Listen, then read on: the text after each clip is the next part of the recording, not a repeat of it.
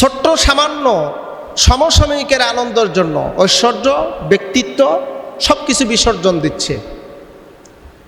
খেলাধুলাকে মানুষ প্রমোট করবে,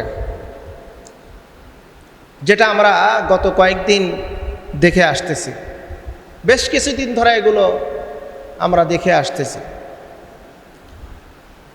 খেলাধুলা হচ্ছে কোথায়? বিশ্বকাপ ফুটবল হচ্ছে কোথায় খেলা? সেই খেলাকে কেন্দ্র করে আমার দেশের ভিতরে অনৈতিক কাজ অসংখ্য ঘটেছে, যেটা গতকাল সোশ্যাল মিডিয়াতে দেখলাম। এক দল হেরে গেছে, আর এক দল, সে দল নাকি জিতেছে। এই দুই দলের সমর্থকদের মধ্যে নিয়ে তর্ক, এক পর্যায়ে একজনকে খুন করে ফেলেছে। আস্তাগফিরুল্লাহিল আযীম, নাউযুবিল্লাহি মিন যালিক। এটি কিয়ামতের আলামত। খেলাধুলা প্রমোট করবে কারা? যারা মনে করবে এটাই আমাদের আনন্দের শেষ ঠিকানা, এটাই শেষ, এরপরে আর কোনো আমাদের আনন্দের জায়গা নেই। নবীজি সাল্লাল্লাহু আলাইহি সাল্লাম বলেন, প্রকৃতপক্ষে জ্ঞানী ওই ব্যক্তি যে ব্যক্তি নফসের দাসত্ব না করে বরং রবের পথে অগ্রসর হয়, রবের হুকুম মতে জীবন জিন্দিগি গঠন করে। নবীজি সাল্লাল্লাহু আলাইহি সাল্লাম তার জবানে বলেছেন, যে ব্যক্তি দুইটি অঙ্গকে হেফাজত করবে, আমি রসুল তার জন্য জান্নাতের জামিনদার হয়ে যাব। একটি হলো দুই চলের মাঝখানে যেহবা, আরেকটি হলো দুই উরুর মাঝখানে লজ্জাস্থান। এই দুইটি অঙ্গকে আল্লাহ পাক কঠিন কিছু সতর্ক বার্তা আমাদেরকে দিয়েছেন এই দুইটি অঙ্গের ব্যাপারে। আসুন আমরা এই বিষয় নিয়ে কিছু কথা শুনবো কোরআন এবং হাদিস থেকে। আল্লাহ রসুল সাল্লাল্লাহু আলাইহি সাল্লাম বলেছেন, কিয়ামত অতি সন্নিকটে। কিয়ামতের পূর্বের পরিস্থিতি এমন হবে, ফিতনা এমনভাবে ছড়িয়ে পড়বে মানুষের অন্তঃকরণের ভিতরে, যেই ফিতনা থেকে কেউ রক্ষা পাবে না। ফিতনা এমনভাবে মুমিনের পরিবারের ভিতর ঢুকবে, এই ফিতনার কবলে পড়ে, ফিতনার মায়া জালে পড়ে ওই মুমিনের পরিবার সব জাহান্নামী হয়ে যাবে। সেই ফিতনাগুলো কি কি? আসুন আমরা পর্যায়ক্রমে সেই কথাগুলো আমরা একটু শুনব। রসুল বলেন, অধিকতর ফিতনা ছড়াবে হলো মহিলারা, পুরুষের চেয়ে মহিলারা বেশি ফিতনা ছড়াবে। মহিলাদের অঙ্গভঙ্গি সৌন্দর্য মানুষকে দেখিয়ে, পুরুষদেরকে দেখায়া পুরুষের ঈমান নষ্ট করবে। নারীর ফিতনার কারণে সমাজের ভিতর বিশৃঙ্খলা সৃষ্টি হবে, রক্তক্ষয়ী সংঘর্ষে লিপ্ত হবে মানুষ। এটা নবীজির ভবিষ্যৎবাণী বলে গেছেন। সমসাময়িক আনন্দ ফুর্তির জন্য মানুষ তার ব্যক্তিত্ব এবং ঐশ্বর্যকে বিসর্জন দেবে, যা আমরা চোখে প্রতিনিয়ত দেখতে পাই। খেলাধুলা, গান বাজনা এটা মানুষের নিত্য প্রয়োজনীয় খোরাক হয়ে দাঁড়াবে। মানুষের, প্রত্যেকটা মানুষের বগলতলায় থাকবে অশ্লীলতা। এটি রাসূলুল্লাহর কথা। এখন বগলতলা বলতে কি বোঝানো হয়? অশ্লীলতাকে কি বোঝানো হয়েছে?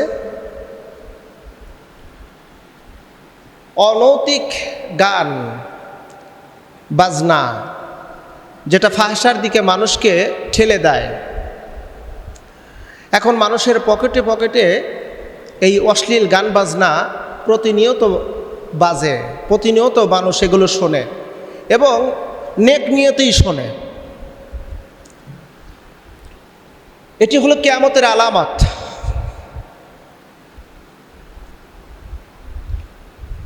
প্রিয় ভাইয়েরা, কুপ্রবৃত্তি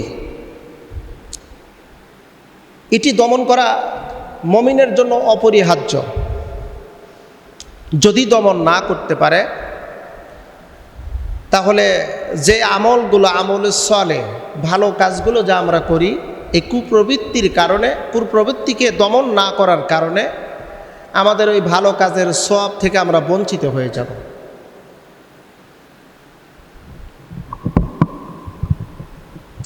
এটা সোজা কথা। যদি এই কুপ্রবৃত্তিকে দমন করতে না পারি তাহলে আমাদের ভালো কাজের সওয়াব থেকে আমরা বঞ্চিত হয়ে যাব। দেখেন, আমরা যদি অসুস্থ হই আমরা ডাক্তারের কাছে যাই।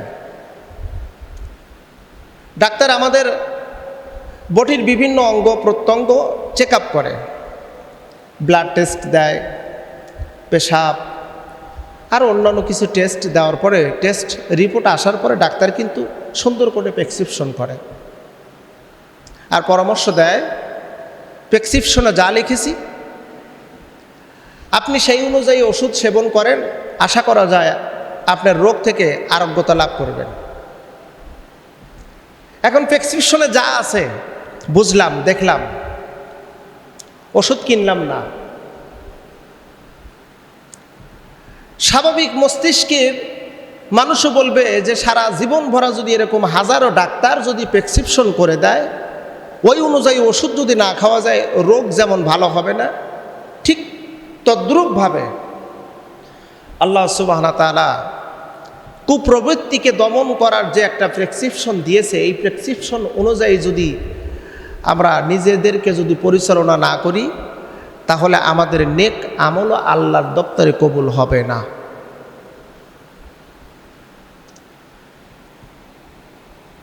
প্রথমত বলা হয়েছে এখানে একটা নফস হলো তিনটা। আমরা জানি নফসে আম্মারা, নফসে মুতমাইন্না, নফসে লাও আম্মা। নফস কিন্তু তিনটা। বলুন তো নফস কয়টা? তিনটা নফস। নফসে মুতমাইন্না, এই নফস শুধু ভালো কাজের দিকে অগ্রসর করবে, ভালো কাজের পরামর্শ দেবে, ভালো কাজের দিকে ধাপিত করবে। নফসে আম্মারা ভালো কাজের বিপরীত, মন্দ কাজ যা যা আছে সবগুলো কাজের প্রমোট করবে, আপনাকে উৎসাহ দেবে। আর নফসে লাওয়াম্মা এ সেই দিকে অগ্রসর হবে। যদি মুতমাইন্না, নফসে মুতমাইন্নার কাজ যদি বেশি হয় তাহলে নফসে মুতমাইন্নার সাথে যোগ দেবে। আর যদি নফসে আম্মারার কাজ যদি বেশি হয় তাহলে নফসে আম্মারার সাথে যোগ দেবে।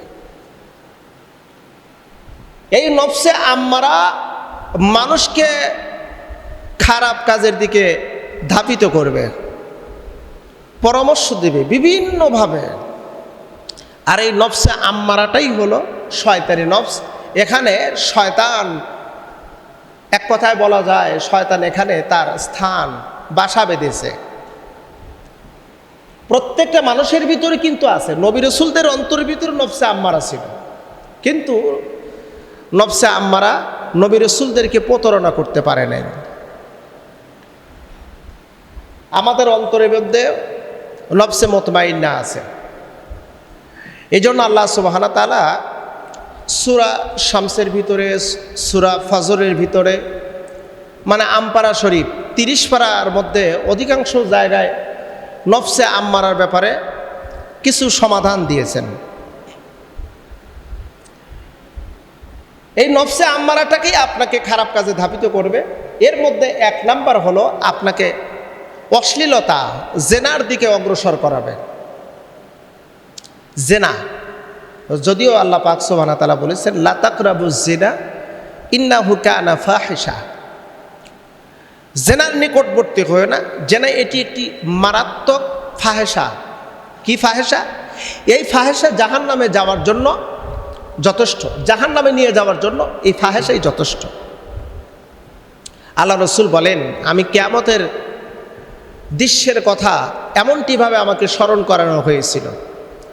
আমি মেরাজের রজনীতে গিয়ে দেখলাম সেখানে একদল ব্যক্তি পচা দুর্গন্ধ মাংস খাচ্ছে, পাশেই সুগন্ধ অনেক ভালো সুস্বাদু গোশত রান্না করা রয়েছে, সেইটা বাদ দিয়ে পচা খাচ্ছে। আমি জিজ্ঞেস করলাম, জিবরাইল